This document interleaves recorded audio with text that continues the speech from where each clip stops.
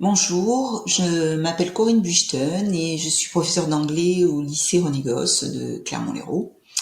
Je fais des projets e-twinning depuis longtemps et je vais vous parler d'un projet qui est en cours, qui s'appelle EuroHope et qui est basé sur les 17 objectifs de l'ONU.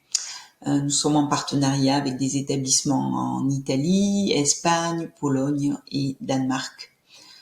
Ce projet nous permet de faire un travail collaboratif européen, mais aussi interdisciplinaire, puisque nous sommes deux professeurs d'anglais, un professeur d'SVT et un professeur d'histoire-géographie pour l'équipe française.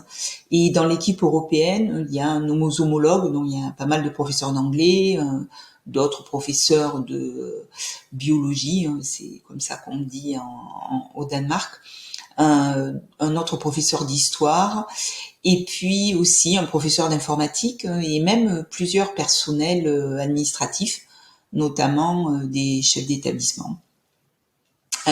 Ici, vous pouvez voir s'y compte donc une page de notre TwinSpace. Le TwinSpace, c'est le site protégé qu'on peut ouvrir quand on ouvre un projet sur eTwinning. Et sur cette page, chaque équipe s'est présentée. Chaque élève avait un objet qui le caractérisait et le jeu consistait à reconnaître qui était qui. On avait fait plein de quiz en fait. Les élèves ont adoré découvrir les autres groupes, mais aussi leur environnement respectif, leur école, comparer la situation de chacun.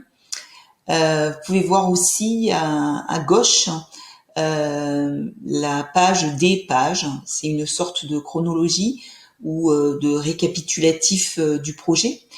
Chaque page correspond à un travail effectué et sur chacune de ces pages, on peut mettre du texte, de la vidéo, des images, voilà.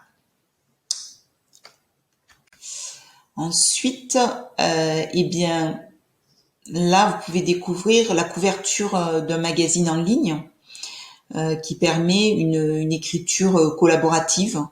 Des élèves de plusieurs nationalités travaillent ensemble en groupe et chaque groupe était en charge d'une page ou d'une double page. Ce magazine est intégré au TwinSpace, mais il peut être aussi imprimé pour le CDI par exemple.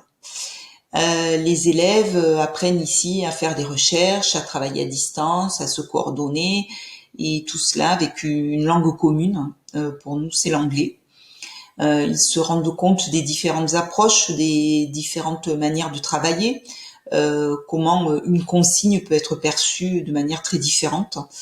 Et c'est toujours très enrichissant. C'est aussi une bonne introduction à ce qu'ils devront probablement faire plus tard, c'est-à-dire pendant leurs études supérieures ou dans leur vie professionnelle.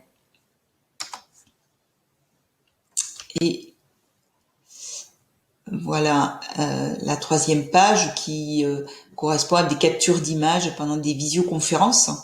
Ce sont des moments clés, déjà parce que à cause de la crise sanitaire, mais dans tous les cas, c'est important dans tout projet européen, car les élèves et les professeurs peuvent communiquer en temps réel.